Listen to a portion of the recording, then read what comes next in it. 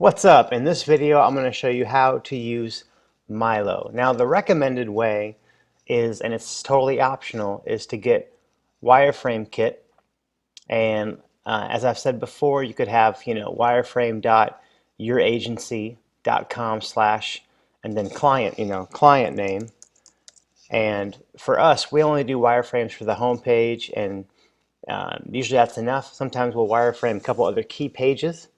So we could have, client name, slash home, client name, slash services, whatever. But you could have all your wireframes as pages in wireframe kit for a project. Then if you wanted to reuse those wireframes for other projects, you could just duplicate them with the Divi builder, etc. So that's one way to do it. And you'll notice as you're going through the features in wireframe kit or any of the sections that we've built, you'll see at the lower right corner of each one, it'll say the section identifier, which ties into the layout names for those. So feature 12 here is the layout that will be feature 12 here in wireframe kit, which is this one here. So the recommended way is to first build the wireframe using the wireframe kit, and then when you go to build the actual page in Hawthorne, you'll have already identified all the layouts that you need, the numbers and for every section. But let's say that you don't do wireframes, or you did a wireframe on pen and paper or some other app or something like that, and you want to make the page now in Hawthorne. So let's do that. Let's add a new page.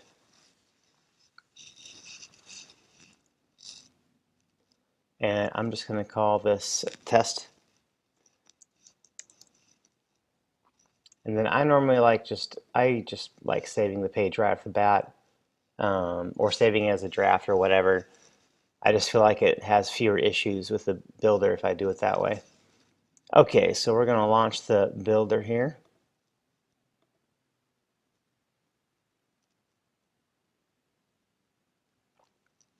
And while that's loading, I am going to go ahead and load up our hero sections here. Okay, and on our page, I'm not going to clone. I'm going to build from scratch. And it gives me a section and a row right off the bat that I don't want, so I'm actually going to add a new section here. And I'm going to choose add from library. And it's going to load the library, but first I'm going to go figure out what section I want to use for the top of our page. So let me see here. I think I'm going to use this one here, which is Hero 4. All right, so it's loaded our sections. I'm going to go ahead and find Hero 4. And then now I'm going to go ahead and get rid of this initial section it gave us. Okay, and so now let's say after Hero 4, I want some description text or something like that. I'm actually going to go to the feature page, and then I'm also going to open the general. I'll leave it as how it is actually. So let's see here. We have this page, that section starting out. Okay, I think I just want to do something pretty clean. So I'm going to go ahead and choose this feature number 6.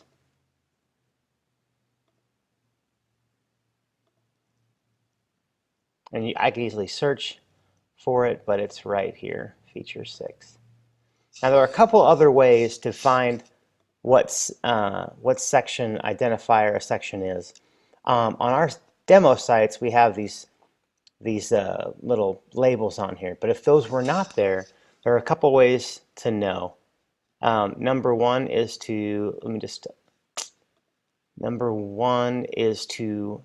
right-click and inspect the section. This is inspect element, and if I go up to the section level, I see that it says SFly feature 6, and so that means this is feature number 6, which is right here. Or if let me open this in a new tab here. If I enable the visual builder for the feature section, and again, you won't have these labels down here, but let's go down to feature number 6. Hey, I want to use this feature. If I open up this section settings and look at the admin label, I see that it's feature 6, or you can go to advanced to class. There should be a CSS class there.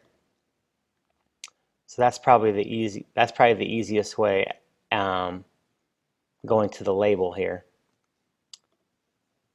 if in the back end anyway. Easiest way is to go to the demo site and just look at the feature 6 here.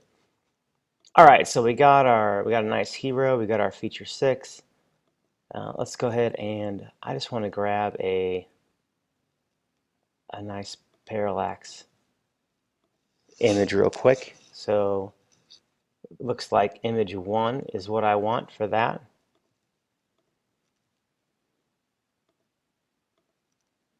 Add from library, and I'll just say image number 1. And then of course I can go in here and I can change these. I could go into this section background here and pick a different image if I wanted to. This one's fine for now though. And let's say I'm going to add a couple more sections here. So we got that image section there. Well, let's add this one here. I like the background here. Feature 11. So feature 11. And then let's add some reviews.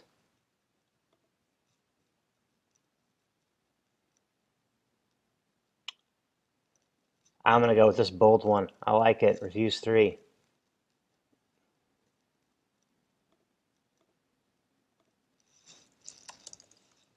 Reviews number 3. Nice. Love it. And then let's go ahead and grab a social media bar here. Social number 2.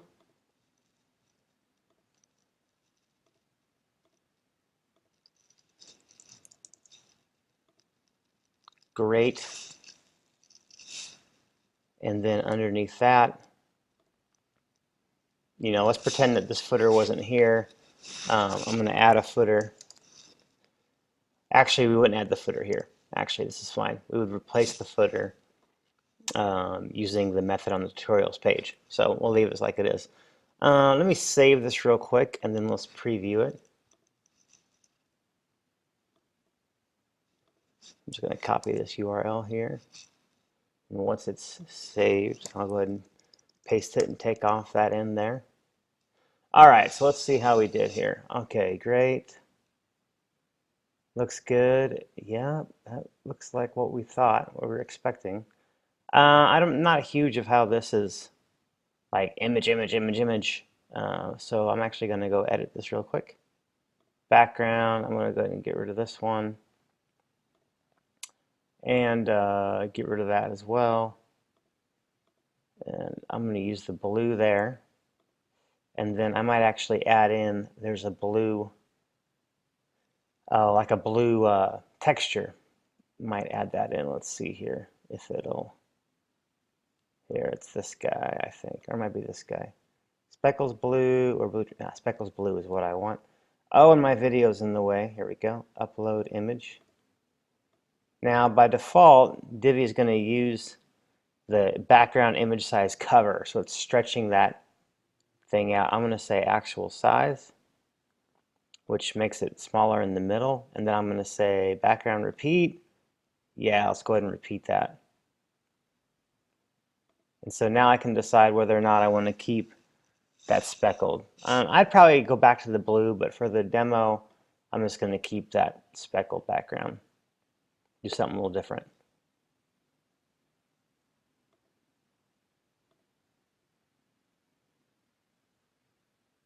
Yeah, cool. So that's the rough basics of getting started with Hawthorne, how to bring in the pre-designed sections. Of course, these labels on our demo site makes it a lot easier for you to identify those. But again, you can always just for example here, right click on this and go up to this section right here, this whole section, SFly feature 11. Or let's see here, the social media bar, find the section. So that's column, row, section. And this says section 5. That's ET's Elegant Themes. They put a number on all the sections here.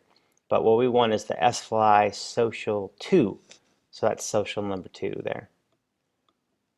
So, all right. Well, this video is just a crash course on how to make a page with Hawthorne. And fortunately for our other super themes, the process is pretty much the same. Last thing I'll show you is back here in the Divi library. If you want to edit these and reuse them back here, you can filter these all by the categories that we have on the pages set up. And there are also some standalone modules back here as well. There's some stuff left over from the marketing site that you can use, I guess, if you want to. But here's a nice, a regular button modules in the library, image, text, video, some toggles, accordion, tabs. So there's some modules. If I click on this modules category, actually, yeah, here we go. It's filtering it for me. You can see all the modules that are available pre-styled already. So, all right. Again, that's Hawthorne. And thanks again for checking it out. If you are a member, thank you so much. It allows us to keep pushing our products and making better products for you. All right, y'all. Thanks again. Stay fly.